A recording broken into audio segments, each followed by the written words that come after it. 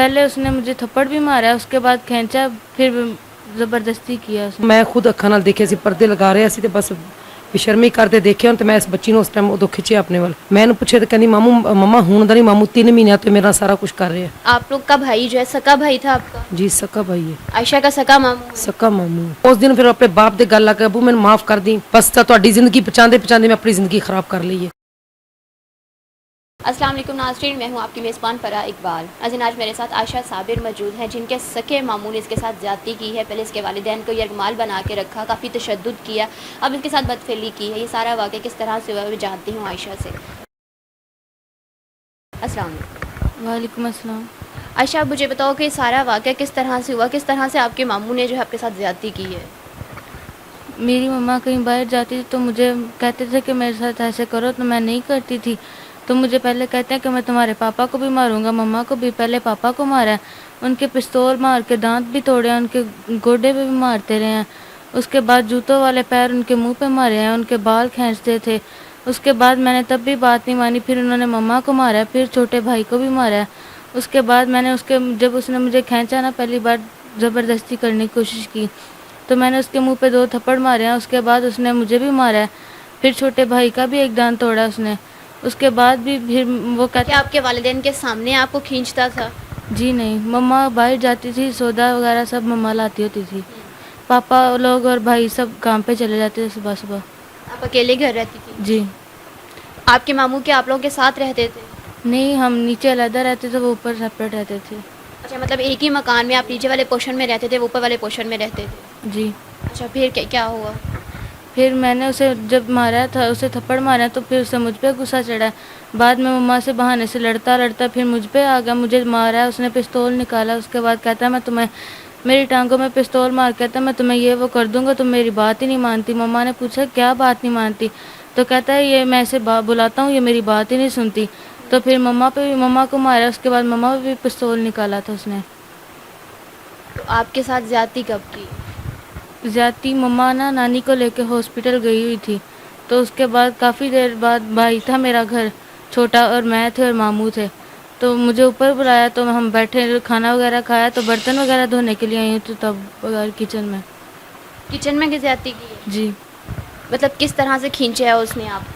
पहले उसने मुझे थप्पड़ भी मारा है, उसके बाद खींचा, फिर ज़बरदस्ती किया उसने। तो इस हालत में आपको चोट वगैरह भी लगी है, कपड़े वगैरह भी फटे हैं? जी नहीं। ऐसा नहीं हुआ? नहीं। तो आपने अपने घर वालों को कैसे बताया? मैंने घर वालों को बताने की जब मम्मा कोशिश की थी, उसने कहा कि मैं तुम्हारी मम्मा को मारूंगा।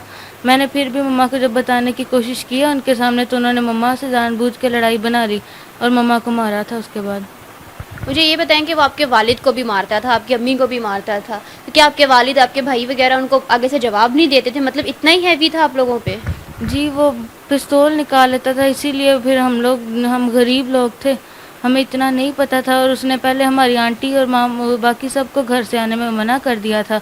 मेरे मम्मा पापा इतने, हम लोग शहरी रहने वाले थोड़ी ना थे, हम गरीब लोग थे, हमें इतना नहीं पता था, इसलिए। जी नाज़रीन, मेरे साथ आयशा की जो है, मैं आयशा की वालिदा से मज़ीद बात जानने की कोशिश करती हूँ कि सारा वाक़या किस तरह से हुआ है। आप लोग का भाई जो है सका भाई था आपका? जी सक्का भाई है, आयशा का सका मामू? सक्का मामू। मतलब एक सका भाई अपनी बहन के साथ इस तरह से किस तरह से कर सकता है? मतलब उसको मार पीट रहा है, अपनी ही भांजी के साथ ज्यादती कर रहा है। बस वालदा फालज दे मरीज ने, बस वालदा मिन्नत तरला कर लेंदी सी, चल दर गुजर करो दर गुजर। बस वालदा दी ना परेशानियां दे विच 3 महीने गुजर गए, 3-4। अपनी वालदा के साथ रहती थी? वालदा तो भाई ऊपर वाले पोर्शन च रहिंदे, मैं नीचे वाले पोर्शन च रहिंदी सी। 3-4 दफ़ा खुद अखां नाल देखिया, तो फिर भी मार कुट के मैंने कहना सी नहीं तेन गलत फहमी है। आपने अपनी आंखों से क्या देखा? बस जलालत करदे हैं बच्ची नाल। मैं इहनूं पुछिया तो कहंदी मम्मा हुण दा नहीं, मामू 3 महीने तो मेरा सारा कुछ कर रहे हैं। तो मैं कहा बेटा मैंने नहीं दस्सिया। कहंदी मामू यही कहना सी कि मैं तेरे बाप और भाइयां दोनों ने सड़क ते जाके फैर मार देने, मैं तेरी मां मार देंगा जे अगर तू हुण दस्सिया ते। 3 महीने बस वालदा ने कोई चीज़ बाहर लैन जाना करना, बच्ची ने, बच्चे छोटे स्कूल होंदे सन, ਵੱਡੇ बाप दे नाल काम ते हुंदे सी, बच्ची घर कल्ली हुंदी सी। वालदा दी कोई चीज़ लैन जाना है तो बस पिछों ने अपनी बेशर्मी करनी है। आपको किस तरह से पता चला? इस मकान जो आए ना चुंगी वाले उदों मैं खुद अखां नाल देखिया सी, पर्दे लगा रहे सी, ते बस बेशर्मी करते देखिया, तो मैं इस बच्ची ने उस टाइम उदों खिच्चिया अपने वाल। तो मैं कहा इधर कदों दा काम चल रहा, तो कहंदा तू इहनूं छड्ड दे, मैं कुड़ी नूं मार देना। मैं कहा तू अज मार दे। ਅੱਜ ਤੂੰ ਮਾਰ ਦੇ। ਮੈਂ ਕਿਹਾ ਮੈਨੂੰ 3 ਮਹੀਨਿਆਂ ਤੋਂ ਤੂੰ ਬੇਵਕੂਫ ਬਣਾ ਲਿਆ। ਬੱਚੀ ਮੇਰੀ, ਮੈਂ ਜਦੋਂ ਬਾਹਰ ਜਾ ਕੇ ਆਨੀ ਆ ਉਹ ਪਰੇਸ਼ਾਨ ਹੁੰਦੀ, ਉਹਦੀ ਅੱਖਾਂ ਨਮ ਹੁੰਦੀਆਂ, ਉਹਨੂੰ ਬਹੁਤ ਜ਼ਿਲਤ ਤਰ੍ਹਾਂ ਮੇਰੇ ਵੱਲ ਵੇਖਦੀ ਹੈ। ਮੈਂ ਉਹਨੂੰ ਪੁੱਛਦੀ ਉਹ ਕੋਈ ਡਰਦੀ ਹੈ ਕਿ ਨਹੀਂ, ਵੀ ਇੱਕ ਡਰ ਸੀ ਉਹਦੇ ਅੰਦਰ ਕਿ ਮੇਰੇ ਬਾਪ ਔਰ ਭਾਈਆਂ ਨੂੰ ਮਾਰ ਦੇਗਾ। ਲੇਕਿਨ ਉਸ ਦਿਨ ਜਦੋਂ ਮੈਂ ਖੁਦ ਦੇਖਿਆ, ਮੈਂ ਫਿਰ ਇਸ ਬਾਜੀ ਵੱਲ ਆਈ ਹਾਂ, ਸ਼ਮਾ ਬਾਜੀ ਵੱਲ। ਉਹਨਾਂ ਨੂੰ ਮੈਂ ਕਿਹਾ ਬਾਜੀ ਮੇਰੇ ਬੱਚੇ ਔਰ ਮੇਰਾ ਸਮਾਨ ਉੱਥੋਂ ਲੈ ਦਿਓ, ਇਸ ਤਰ੍ਹਾਂ ਜ਼ਿਆਦਤੀ ਮੇਰੀ ਬੱਚੀ ਨਾਲ ਕਰ ਰਿਹਾ।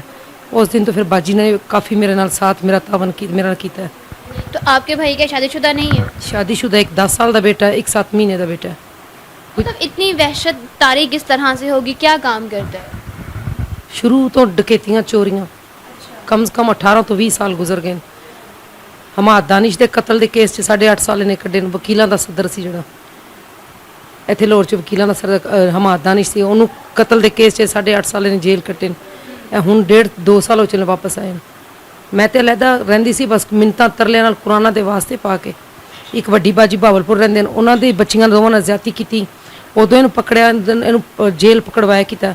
ਇਹਨੇ ਉਦੋਂ ਕੁਰਾਨਾਂ ਦੀਆਂ ਕਸਮਾਂ ਖਾਧੀਆਂ ਕਿ ਨਹੀਂ ਜੀ ਮੈਂ ਬੇਗੁਨਾਹ, ਮੇਰੇ ਤੇ ਇਲਜ਼ਾਮ ਲਗਾਇਆ ਗਿਆ। ਇਹਨੇ ਮੇਰੇ ਅੱਗੇ ਕੁਰਾਨ ਕੀਤਾ। ਫਿਰ ਇਹਦੇ ਨਾਲ ਮੈਂ ਸੈਪਰੇਟ, ਪਹਿਲੇ ਸੈਪਰੇਟ ਸੀ, ਫਿਰ ਮੈਂ ਇਹਦੇ ਨਾਲ, ਮੈਂ ਕਿਹਾ ਚੱਲ ਵਾਲਦਾ ਫਾਲਿਜ ਦੇ ਮਰੀਜ਼ ਨੇ ਬੇਗਮ ਇਹਦੀ ਛੱਡ ਗਈ ਹੈ ਵੀ ਚੱਲ ਭਰਾ ਕੋਈ ਨਹੀਂ, ਸ਼ਾਇਦ ਵੱਡੀ ਬਾਜੀ ਨਾਲ ਗਲਤ ਫਹਿਮੀ ਹੋਏਗੀ। अच्छा, पहले आपकी बड़ी बहन की दोनों बेटियों के साथ ज्यादती की, दोनों बेटियां नाल। अब आपकी बेटी को जो है उन्होंने निशाना बनाया जी। पुलिस को बताया, आपने अरेस्ट करवाया मुलजिम? जी, कोट लखपत थाने कराया सी गिरफ्तार। उन्होंने बस पैसा पूसा लैके फिर आज़ाद करता है। पुलिस ताउन नहीं कर रही। मैं रोई गिड़गड़ाई, काफ़ी मिन्नतां तरले मारे इन्हां दे भी मेरी बच्ची नूं इंसाफ चाहिए। तो उन्हें कहा बीबी वो बेगुनाह है, बेगुनाह तुसीं मैडिकल कराओ। जो मैडिकल कराने जरनल गया, पिछों पुलिस वाले ने फोन किया, इस बीबी की नहीं सुननी, कोई मैडिकल बच्ची का ना हो। मैं फिर कहा मैं CCPO के दफ्तर जावांगी, जे अगर मेरी बच्ची का मैडिकल ना होया तो फिर इस डर च उन्होंने जरनल वाले ने मैडिकल किया, मैडिकल बिल्कुल पॉजिटिव आया। आपने जाके मेडिकल जो है वो पुलिस वालों को दिखाया, उनको बताया कि ये देखें? दिखाया, काने पुलिस वाले ने दिखाया, उन्होंने कहा बिल्कुल सारा कुछ होया होया बच्ची ने। अज उन्होंने आप रिसीव करनगे उतों जरनल चों। तो क्या पुलिस वाले फिर भी आपकी बात नहीं सुन रहे, कहते क्या हैं वो? अज काने वाले ने पकड़ लिया, वेखो हुण की तावन करते हैं साडे नाल। अज मुलजिम अरेस्ट हो गया है? जी, अज अरेस्ट हो गया जी। अच्छा, पहले ज्यादती जो है आपकी भांजियों के साथ भी हो चुकी है, मतलब आपकी बड़ी बहन की बेटियों के साथ भी हो चुकी है, उन्होंने कोई आवाज़ नहीं उठाई, कोई कानूनी कार्रवाई नहीं की? बहुत कल्पे, कोट लखपत थाने च ही कल्पे के गए। रोज़ बेचारी जाती सी, बस ठीक है, पकड़ने जो सदना उन्होंने पैसे पूसे को लैके उन्होंने छड़ देना। उदों फिर विचारी ने घर आना, घर उन्होंने कुटदा मारदा सी, उहदे वाल पुटदा सी उहदियां बच्चियां दे सामने। बच्चियां ने कहना मामू तू जो कहना सी उही करना, हुण साडी वालदा क्यों मारना। वो बच्चियां पढ़ियां लिखियां जरा समझदार सी, गल्लां च भी आई नहीं सी क्योंकि उन्होंने वालदा हर टाइम मारदा सी। ਇਹ ਬੱਚੀ थोड़ी जी ना पता कि मैं अलैदगी च अपने बच्चे आरफ वाले च रखे हुए। ਇਹ ਬੱਚੇ ने तेज़ तरार नहीं सन, नहीं तो कदी भी ये मामे दियां गल्लां च ना आंदी, क्योंकि मैंने अपने बच्चों ते यकीन सी। फिर उस दिन फिर अपने बाप दे गल आके अबू मैंने माफ़ कर दी, बस तुहाडी जिंदगी बचाते मैं अपनी जिंदगी खराब कर ली है। कोई बगाना बेटा कर जाए ना तो तकलीफ नहीं होंदी। यह रिश्ता उसी जिंदे जिल्लत खुआरी तो इलावा कुछ नहीं मिलेगा। आयशा, आपने इस 3 माह में एक दफ़ा भी अपनी वालदा को बताने की या अपनी नानी को, किसी को भी नहीं बताने की कोशिश की है? बताने की कोशिश की थी, लेकिन मम्मा को भी मारता था, फिर पापा को भी मारता था, इसीलिए मुझे डराता था। कहता था अगर बताओगे तो मारूंगा फिर से इनको। एक बार पापा पे फायर करने लगा था तो मुझे कहता मारो। इस वजह से क्यों मारने लगा था आपके वालिद? कुछ भी नहीं, वैसे ही मुझे कहा था कि मैं अब उसे मारूंगा, तो मैंने आगे से कहा कि मार लेना। तो फिर पिस्तौल निकाल के आ गया। जब आप वो काम से आए तो उसे ऐसे ही बेवजह मारने लग गया।